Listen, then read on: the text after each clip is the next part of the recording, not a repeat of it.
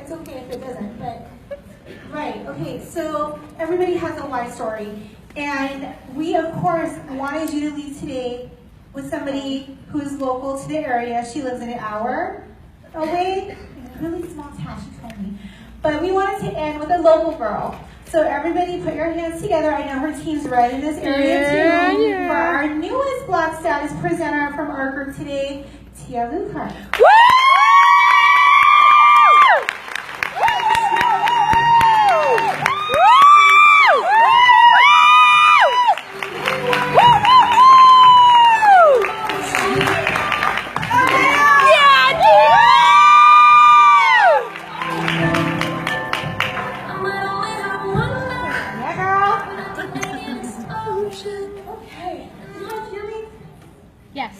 Really weird.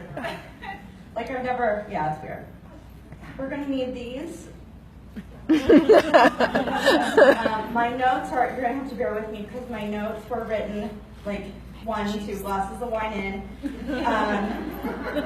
And also possibly in some lip liner.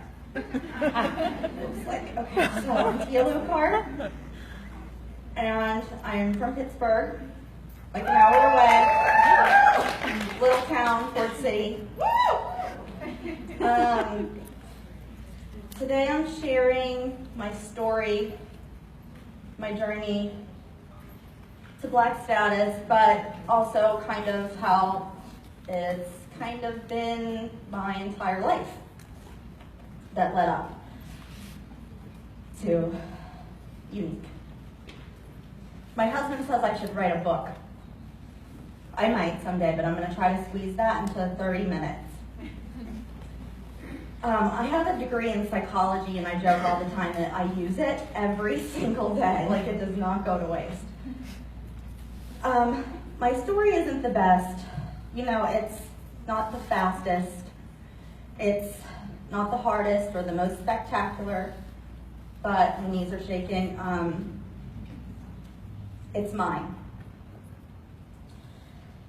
And I want you guys to leave here knowing that your story is yours too.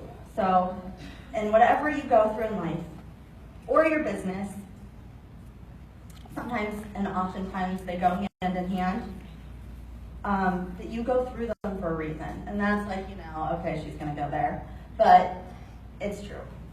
And I'm gonna tell you why. So, I think probably you're like, I don't even know who Tia Lucar is. My team knows, but, you know, that's, you know, and that's okay. I'm okay with that for now. But, where's my, oh, so, yeah. I'm so new, I don't even have a headshot yet. So, when Julie asked me to do this, she sent me a message and I read it and I went, and my husband said, what? And I did a little dance around my kitchen, and I cried, and I said, yes, absolutely. There was absolute no doubt in my mind, because this has been a dream of mine, which is so, I mean, literally a dream to stand on stage and talk, which, I mean, and there's a few things that, and I'll get to it, that I really wanted to say on stage. So I just got a message, like, you know, a couple hours ago from a lady who said, I remember you telling me that you wanted to stand on stage and say, I'm not going to tell you now, because we'll get to that,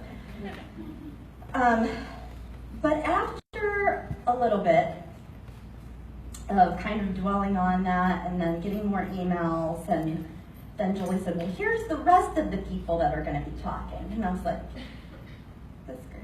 Yeah. I cannot do this. And my husband's like, yes, you can. You can do this. And I said, no, do you see those names? And he's like, I don't know any of them. He said, I know you. That's what's important to me, but those people, I don't know. And I was like, you know what? You're right. Like, I'm just like them. So I'm fine. My knees are still shaking, but I'm fine.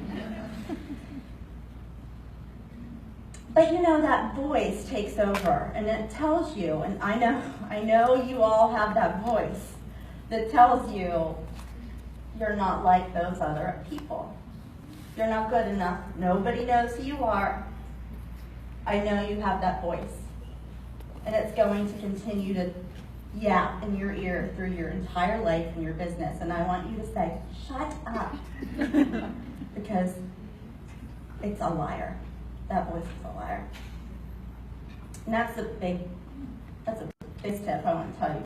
Don't listen to that voice. Okay, so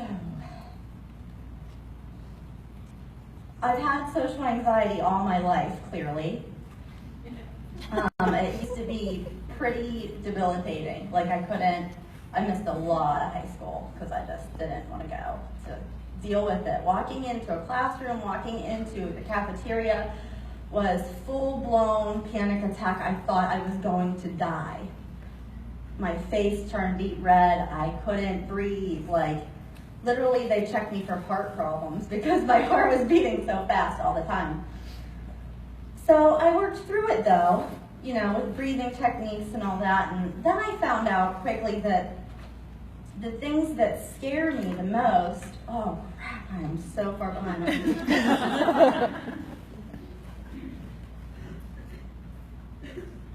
Okay, so the things that scare you the most really do end up being things that you love.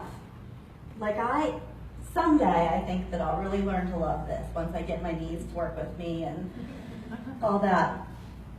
But flying, I used to hate flying, like despise flying. I would not do it. I literally canceled a trip to Vegas because I couldn't get on that plane. I thought it would go down if I got on it. It would be fine without me on it, but if I got on, it was going down. So I canceled it, lost a whole bunch of money, and that was okay. But now I love to fly. Do you know what's on the other side of flying? The ocean. And I would do just about anything to get to the ocean. So, speaking, going on a motorcycle, like that scared me. Now I love it. There's just so many things that if you face the fear and do it, it's probably going to be life-changing. All right, so let's get into it. It all started, I signed up on May 15th, 2014. Let's see, where are we here? How it all started, look at that. I did a little bit, I dabbled in a little bit of drug sales. I did a little scrapbooking company that went bankrupt. And so that was fun. And then I did another one that, I don't know if I'm allowed to say the name, so I'm just not going to. But I was lugging around a lot of heavy stuff in two people's kitchens. I was pregnant and I just wasn't feeling it anymore. I don't really like being the center of attention, so that was awkward, kind of like this. And I did okay though with it. I was okay. And so I asked my upline, where are we? I asked my upline, how do I grow in this company? How do I go up? And she said, oh, you're going to have to add people to your team, like have a downline. And I was like, I'm not doing that. I am not doing that. So that's kind of funny because now I have 114 personally sponsored and a team of 719. Woo! Woo!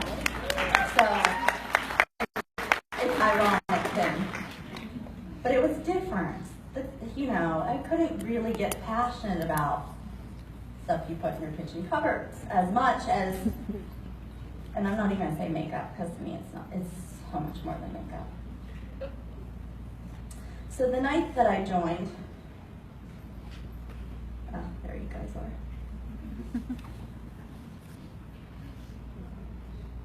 are. Okay, so the night I joined, I was sitting in a recliner with my son. He was 4 months old, and I was breastfeeding, so that's where I was the majority of my life, was in this recliner, breastfeeding.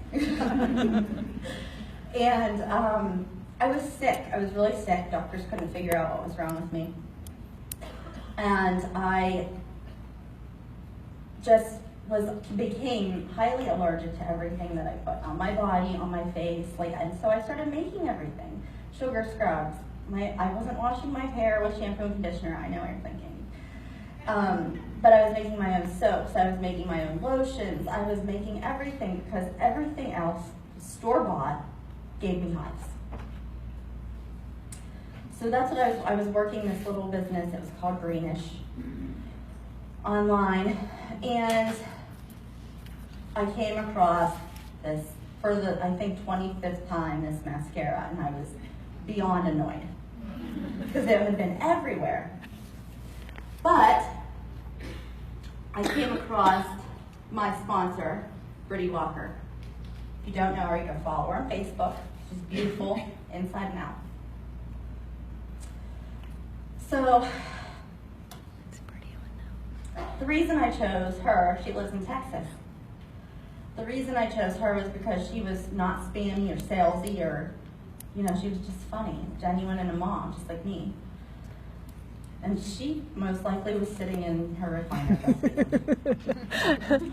So I said, I just need foundation. I don't want that stupid mascara. Just give me foundation that doesn't break out my skin. So I bought the set of the cream and the powder. So I bought that, and I used it for 3 days, and I was like, okay, I like this, no hives. I should have a party. And she's like, yeah, you should have a party. Looking back, I was like the dream person right? Because I was like, you know what? Let's not do a party. I'm going to sign up. She's like, okay. I said, because I have this little business, and they just keep asking me for makeup, and I'm like, I just don't feel like they just want to put cocoa on their face. So I'm going to do this makeup company. And that's kind of how it all started.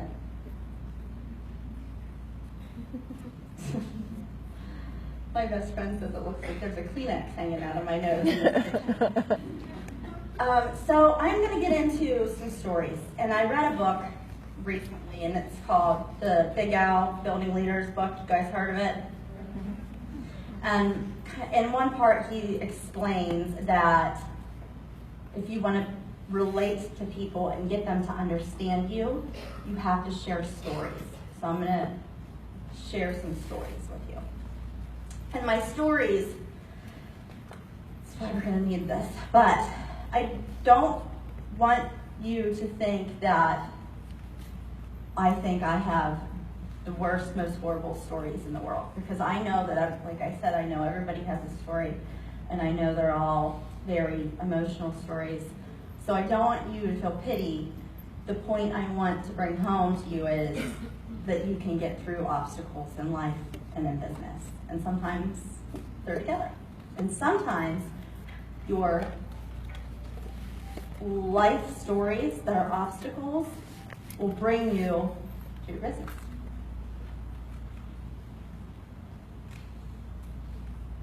So I just said all that. So, and also the things that happen to you do not have to define you.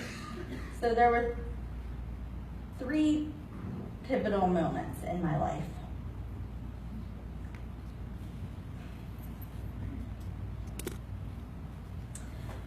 So when I was a little girl, I was about 7 years old, and I was sexually assaulted by a family friend in my treehouse.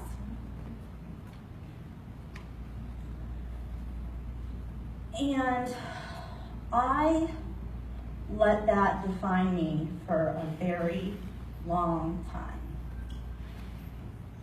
And I let it define my relationships. I let it define the clothes I wore, who I was. I felt like everyone in the world looked at me like he looked at me. Hence the anxiety. And that's just my psychology degree, So, whenever I didn't go to the convention where Derek announced the Unique Foundation, but my uplines were there, and I watched it on YouTube. And when I watched it, I I think that was the moment that I realized, oh crap, like, that silly God, doesn't he do stuff for a reason? Because he knew that that's exactly where I needed to be. And someday I'll go there, I'll go to that unique foundation. But whenever they announced the fight song, I was, oh my God, I was sick. Like, I was so sick. And my husband hated me for 2 weeks, I think, because he couldn't touch me, he couldn't look at me. I just wanted to think about that video. And to get to the video took me a lot of remembering stuff that I didn't want to remember. I wanted to just keep pushing it down further and further. But the day I made that video and posted it was the day that I stopped letting that define my life.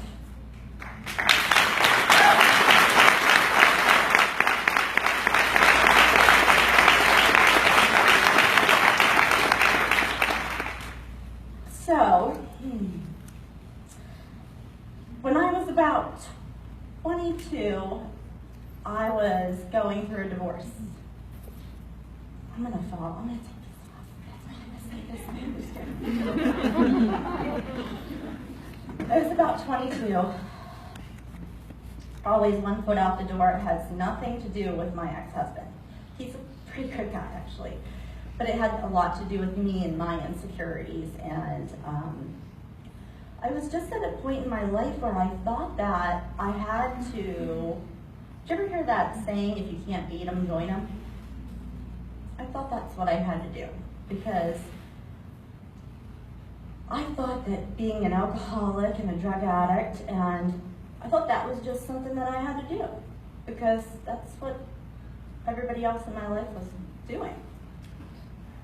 So I sat there on my patio, and I had, I think, a bottle of Southern Comfort in one hand, and I don't know, maybe a Miller Lite in the other hand, and a couple pills, and I had, don't get me wrong, I had no intentions of like overdosing, killing myself. That wasn't it. I was just strictly going to make a decision that I thought was supposed to be my life path. Literally. Like, I thought that's what I was supposed to do. Because that's what everybody else had done. So that's where I was headed. So I texted a friend of mine and I said, this is what's going down. I'm ready to make this big choice in my life to be a drug addict. It sounds silly, but that's what I wanted to do. I was like, okay, I'm going to do this because it's the easy way out, I think, because they all are doing fine. And now they're not, but...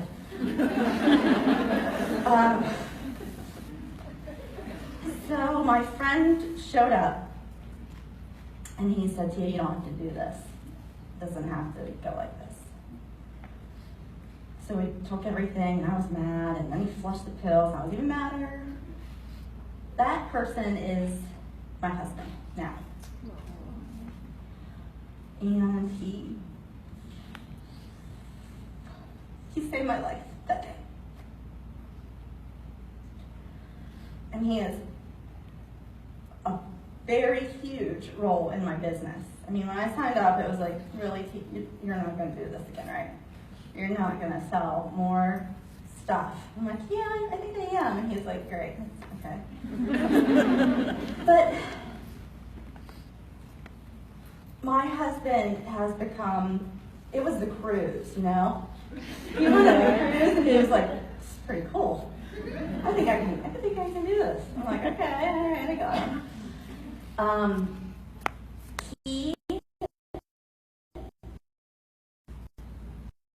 got hurt at work. He was a coal miner. And so he went that way.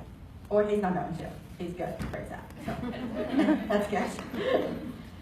And I'm happy for that. Like, I did that. He doesn't have to go.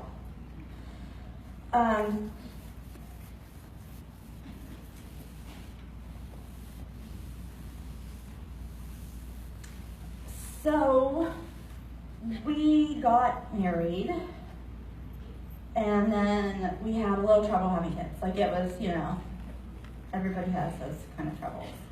And we finally got pregnant.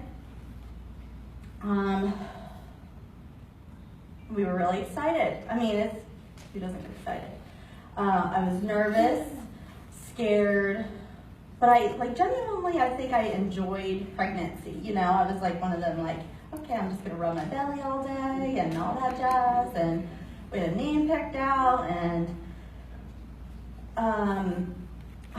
I think I said funny things like he's not gonna eat at McDonald's or watch TV or any of that. So I thought it was gonna be real cool. And the whole pregnancy was pretty uneventful. A lot of eating and stuff like that, but so I was 8 months pregnant whenever I woke up one morning and I was what it felt like in labor. I was in labor. And so I texted my friend who was a nurse and I said, here's what's happening, back pain, like my belly feels weird. And she's like, oh crap, Tia, you're in labor. Get to the hospital now. So I go to my local hospital and they're like, you're in labor, you gotta go upstairs right now. And I said, okay, so I go upstairs and go into the ultrasound room, and then they bring me back into the room, and my doctor comes in, and if you knew my doctor, like, he's pretty not liked. He's not really a well-liked doctor, but I hope he doesn't see this. But I get him because he's like really blunt and kind of dry, and I like that. And he looked at me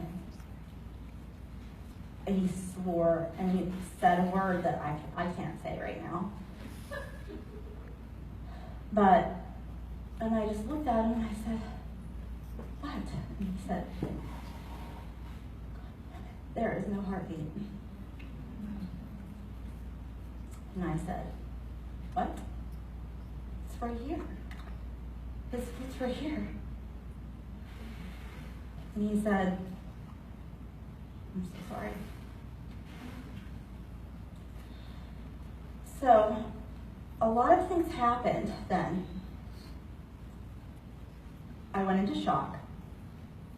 And I started saying weird things that I probably normally wouldn't say. But I said, it's okay. God has this. He's with your mom. My husband's mom died of cancer when he was 10 months old. So I said, he's going to be there with her. Grandma is going to take care of him. It's all going to be all right. Meanwhile, he's looking at me like, you've gone totally mad. There's no positivity in this right now. And I started realizing that other things were happening to my body that weren't cool. So I told my mom beside me, and I said, Mom, am I gonna die? I had a stage 3 placental eruption. I don't know if you guys are familiar with that, but there's like 1, 2, and 3. And on 1, usually both survive, and it's just a fast, we gotta get this out, kind of thing.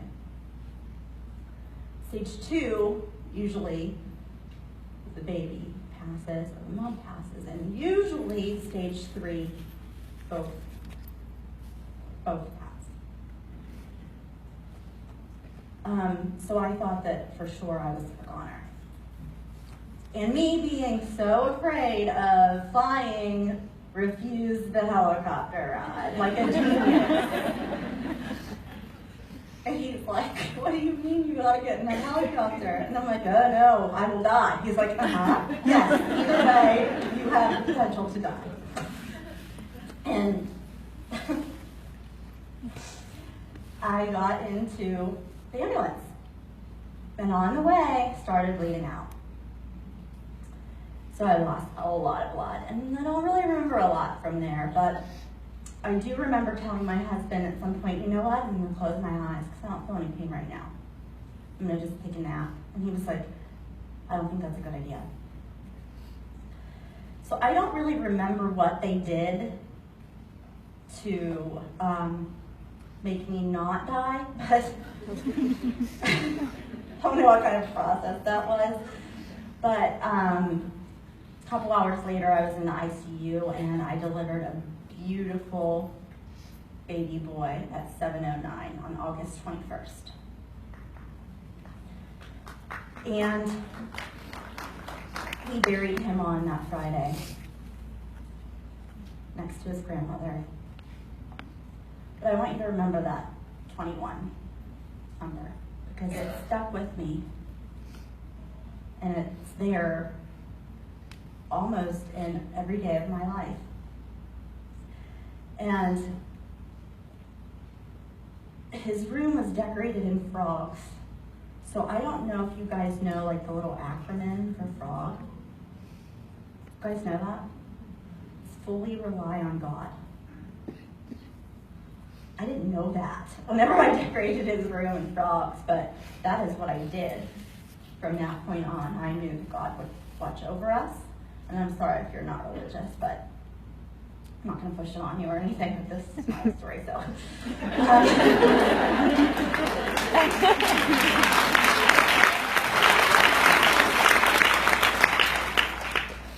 So that, there's frogs like everywhere. It kind of gets annoying because everybody wants to give you like frog gifts, and you're like, I have no where to fit my frogs.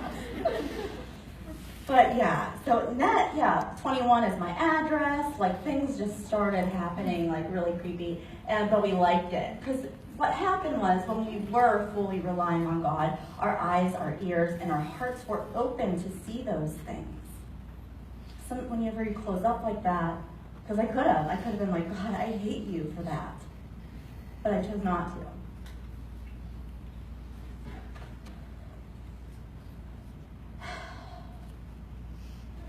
Okay.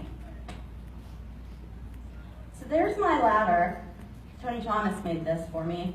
Let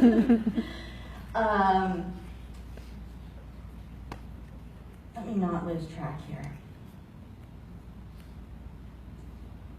Whenever that night that I signed up and I was sitting in that chair and I was sick, I was like losing hair. I had swollen lymph nodes everywhere. My joints hurt all over. Nobody could figure out what was wrong with me. Doctors thought I was crazy, which is not really too far-fetched, but they were like, we can't figure this out.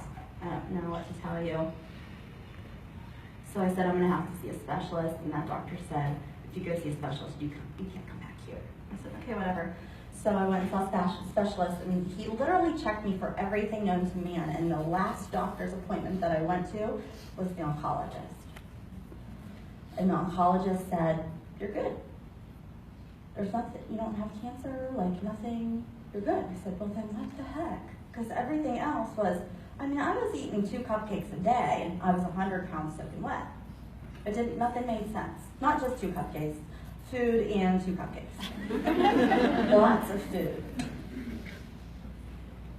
So, finally the doctor said, you have anaplasmosis. And I said, well, what is that? And he said, well, it's sometimes from a tick, and it's sometimes from a blood transfusion. And I said, you've got to be kidding me. What saved my life is now making me sick? Yes. So just like any, it was a plasma disorder. So antibiotics and I was good to go. But if I wouldn't have went through the anaplasmosis and having to make all that stuff for myself, I would have found unique. And even further down the line, if Brody was with us, I wouldn't have my son Isaac. It's a hard pill to swallow, I know. But it's true. So I got my kit in the mail and I opened it up and I looked at the comp plan and I sat on the floor with my mom and I showed her and she said, well, what does this mean? And I said, I don't know, but I'm going to be here. She's like, well, what does it mean to be there? I said, I don't know. It doesn't look very hard. But I'm going to do it in 18 months, I said. She's like, you're crazy. I said, no, I am. 18 months is my goal. And she said, okay. So it was a bit of a bumpy road to get there. I mean, we went through, she said, we live in a small town. So there's a lot of like negativity that we had to deal with. And here's what you have to realize about negativity. The person that it's coming from actually doesn't have a problem with you. The problem's an inside job that they have to take care of. It has nothing to do with you. So you just carry on and pray for them. Because they're negative.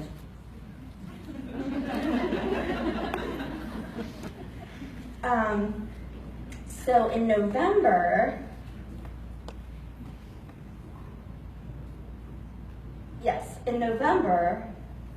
we thought we're going to go for it. We're going to go for Black status. Oh crap. And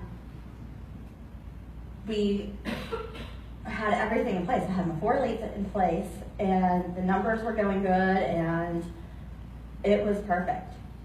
And on the last day, we were $825 away. So that's what we ended at. And that was okay. I mean, it wasn't. I cried and, but I realized something though, because I spent a lot of November looking what everybody else was doing. Not my team, I mean, like everyone else. Like, she's doing this, Kara's doing this, Billy's doing this. I watched everybody who was going for Black status, and I'm like cheering them on, but I'm going, I was focused on what everybody else in the company was doing, and not what actually had got me to purple status this whole time. It was me and my team, but I was like looking at other people. Don't do that, because now I know that's what kept me $825 away. So once I started kind of shifting my outlook to not even my goal. My goal was Black status, but after some serious personal development, like really, I messaged Nicole Smith. She's my Black status level 1, right? Mm-hmm. Yeah. I messaged her and I said, this is really hard work. This personal development that I have to do to be Black status is hard. And she laughed. She's like, yeah. So, that's what I devoted most of my time to, was personal development. And once I realized that it really wasn't about my goal, it was about the goals of my team. And once I realized what was important, I stopped and I thought, oh my gosh, this is why they started this company. Uplift, empower, validate. You uplift, you empower, you validate the girls on your team, and even girls who are not on your team. Girls in general. You do that, I tell my team and they get sick of me. If whatever you're putting on your wall or you're saying to somebody, if it doesn't feel like you're uplifting, empower, and validating, then don't do it. Because if you're not being nice, then that doesn't go with our mission. So what I want to say is, it doesn't matter what happened to you in your life, because what is coming is better than what is gone.